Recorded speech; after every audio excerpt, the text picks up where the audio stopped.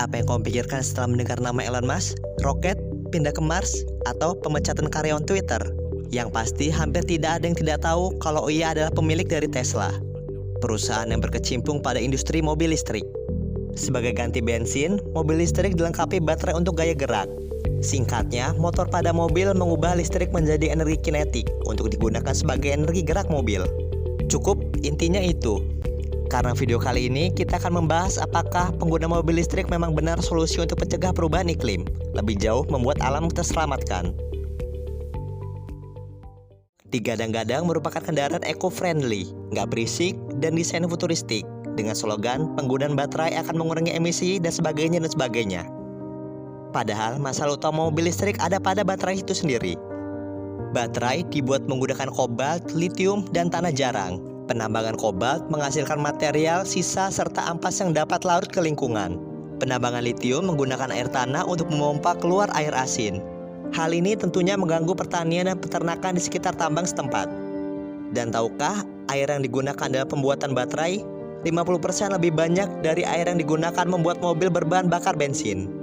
Belum lagi endapan tanah jarang yang seringkali mengandung radioaktif yang sewaktu-waktu dapat memancarkan radiasi. Kemudian, apakah semua mobil harus beralih ke baterai? Bill Gates mengatakan kendaraan roda 8 tidak memiliki efisiensi yang baik jika digerakkan dengan baterai.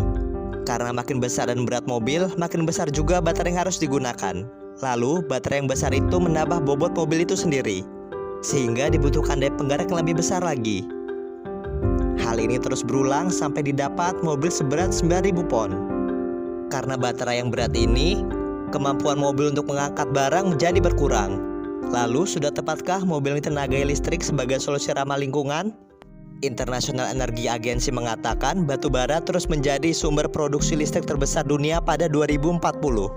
Amerika juga berencana meningkatkan efisiensi batu bara sebesar 5% di tahun 2023. Di Indonesia sendiri, beberapa pembangkit menggunakan teknologi untuk meningkatkan efisiensi hingga 15%.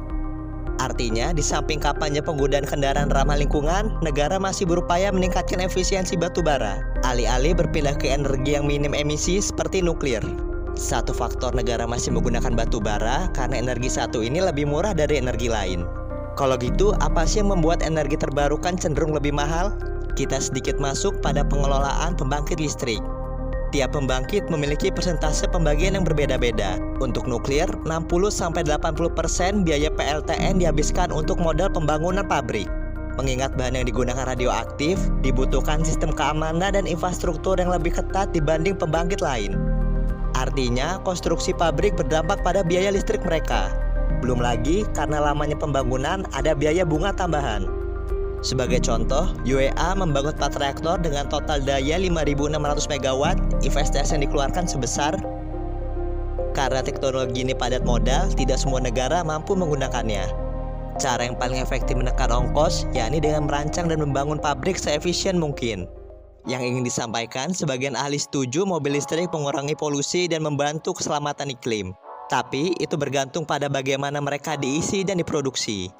Untuk masalah listrik yang masih menggunakan batu bara, memang realitanya kita tidak bisa langsung mengubah atau beralih ke tenaga ramah lingkungan. Untuk mempercepat peralihan, negara tersebut harus meningkatkan kekayakan ekonomi.